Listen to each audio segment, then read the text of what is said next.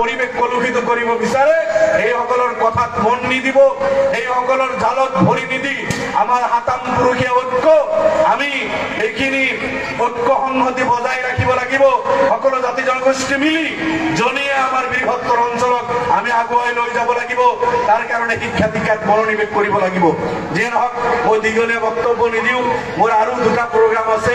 নদীৰ পশ্চিম ফালে আকৌ গৈ বাঘবৰ বজাৰ, বহুত দূৰ দূৰ ৰাস্তাটো আপোনালোকে দেখিছে, ব্ৰিজৰ দুৰৱস্থা। আজি বাইক চলিব দিছে, বাইক চলাচল কৰি আছে। আজিৰ পৰা 4 চকীয়া বাহনো চলাচল কৰিব লাগে বুলি মই বাৰ প্ৰেছাৰ ক্ৰিয়েট কৰি আছো। এই পজিশ্যন এতিয়ালৈকে হোৱা নাই, তেখেতসকলে কৰিব বুলি আশ্বাস দিছে। যিয়ে নহওক এই পাৰাপাৰৰ অসুবিধাৰ কাৰণে সময় অলপ বেছি লাগে, সেইকাৰণে মই দীঘলীয়া নকৰো। এই বিদ্যালয় আজি চাওক 26তম, আজি 26তম বাৰ্ষিক অধিৱেশন। 26টা বছৰ হ'ল চৰকাৰৰ বৈষম্যমূলক নীতি। আগৰ চৰকাৰো গৈছে, এতিয়াৰ চৰকাৰো আছে। এই শিক্ষক বন্ধুসকলৰ লগত অত্যাচাৰ কৰিছে, জুলুম কৰিছে। অসম বিধানসভাত মই বহুবাৰ এই সব দাবী উত্থাপন কৰিছো যে শিক্ষক হল আমাৰ জাতিৰ মেৰুদণ্ড। এইসকল 20 বছৰ 25 বছৰ পেটত গামোচা বান্ধি আমাৰ ল'ৰা ছোৱালীক শিক্ষা দিছে, কিন্তু বিদ্যালয়খিনি না আগৰ চৰকাৰে প্ৰভিন্সিয়েলাইজ কৰিছে না আজিৰ চৰকাৰে কৰি আছে। কিছু বিদ্যালয় লৈছে যদিও টিউটাৰ বনাই থৈছে, বহুত বাদ পৰিছে, বহুত সমস্যা এইসকলৰ। আৰু বহুত বিদ্যালয় এইবিলাক মাদ্ৰাছাবিলাক কনভাৰ্ট কৰি স্কুল হ'ল, এই বাহানাত বাদ দি থৈ দিছে।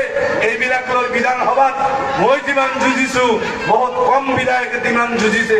অহা 25 তাৰিখৰ পৰা আকৌ বিধানসভাৰ অধিৱেশন আছে। নিশ্চিতভাৱে ভেঞ্চাৰ স্কুলৰ সমস্যা, যিখিনি প্ৰভিন্সিয়েলাইজ হ'ল টিউটাৰসকলৰ সমস্যা, ড্ৰপ আউট শিক্ষকৰ সমস্যা বা আমাৰ প্ৰভিন্সিয়েলাইজ স্কুল কলেজৰ ছাত্ৰ শিক্ষকৰ অভাৱ, এই বিভিন্ন সমস্যা লৈ আকৌ অহা বিধানসভাত মই আপোনালোকৰ কাৰণে যুঁজিম। আকৌ তাতে চৰকাৰৰ মই দৃষ্টিগোচৰ কৰিম যাতে চৰকাৰে এই সমস্যাসমূহ সমাধান কৰে। এইখিনি কথা আপোনালোকৰ ওচৰত থাকিল। আৰু বিদ্যালয়ৰ কিছু সমস্যা আছে, যিহেতু এতিয়ালৈকে প্ৰভিন্সিয়েলাইজ হোৱা নাই, বহু ধৰণৰ সমস্যাৰ সন্মুখীন হৈ আছে। প্ৰধান শিক্ষক ডাঙৰীয়া মোক জনাইছে, আলাপ আলোচনাৰ যোগেদি এইবিলাকৰ যদি সমাধান কৰিব পৰা যায় নিশ্চিতভাৱে মই চেষ্টা কৰিম। এইখিনি কৈ পদশেষত মৰমৰ ছাত্ৰ ছাত্ৰীক আকৌ কৈছো, ভালদৰে পঢ়া, ভাল মানুহ হৈ নিজকে গঢ়া। তোমালোকে সমাজৰ কাৰণে সম্পদ হৈ তোমালোকে জিলিকি উঠা। আৰু মা ভনীসকল নিজৰ ল'ৰা ছোৱালীৰ প্ৰতি অলপ নজৰ ৰাখিব, দৃষ্টি ৰাখিব। এইখিনি আপোনালোকক কৈ আজিৰ এই অনুষ্ঠানত মোক ইনভাইট কৰাৰ কাৰণে জনী আঞ্চলিক হাইস্কুলৰ